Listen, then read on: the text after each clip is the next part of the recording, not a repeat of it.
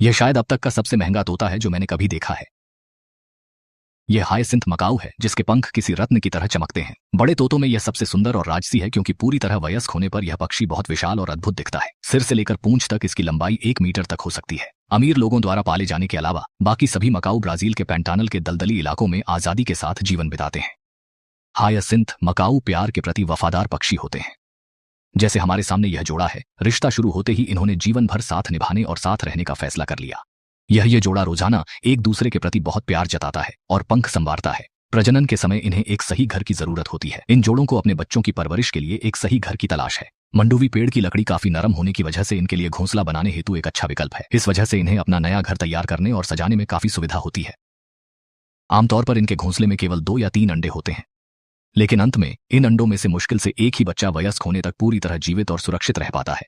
यह स्थिति शायद उनके मुख्य भोजन की उपलब्धता से जुड़ी हो सकती है, क्योंकि ज्यादातर चूजे पर्याप्त भोजन न मिल पाने की कमी के कारण बहुत जल्दी ही मर जाते हैं। इस समय यह हायसिंथ जोड़ा फिर से भोजन की तलाश में निकल रहा है। हायसिंथ को ताड़ के फल बहुत पसंद हैं। इस ताड़ के फल की बाहरी परत बहुत ही सख्त है और कट्टर जैसी शक्तिशाली चोंच होने के बावजूद इसके अंदर की गिरी को बाहर निकालना इनके लिए कतई आसान काम नहीं है। लेकिन इनमें से कुछ पक्षी थोड़े आलसी हो गए हैं। उन्होंने गौर किया है कि इस इलाके की गायें भी जमीन पर गिरे हुए ताड़ के फलों को बड़े चाव से खाती रहती हैं, पर ये फल गाय के पेट से बस गुजर जाते हैं और गायें इसके असली पोषक गूदे का मजा नहीं ले पाती हैं।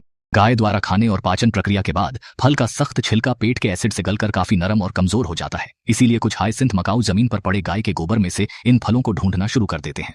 यह देखना काफी अजीब है। खैर, समझदार हायसिंथ सिर्फ ताजा फल ही खाते हैं। हालांकि इसमें मेहनत ज्यादा है, पर इसे करने की अपनी एक तकनीक है।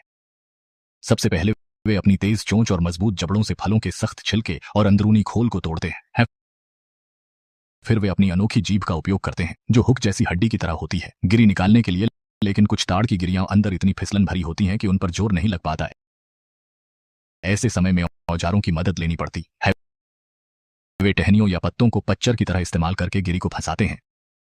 अगर आकार सही ना हो तो वे दूसरा ढूंढते हैं, जब तक कि गिरी अच्छी तरह फंस न जाए। इस तरह वे आखिरकार स्वादिष्ट फल खा पाते हैं। माहिरों के लिए यह इतना धीमा नहीं होता। वे बहुत तेजी से फल खोल सकते हैं। यह तरीका निश्चित ही गोबर बीनने से कहीं ज्यादा बेहतर है। कृपया लाइक और सब्सक्राइब करें।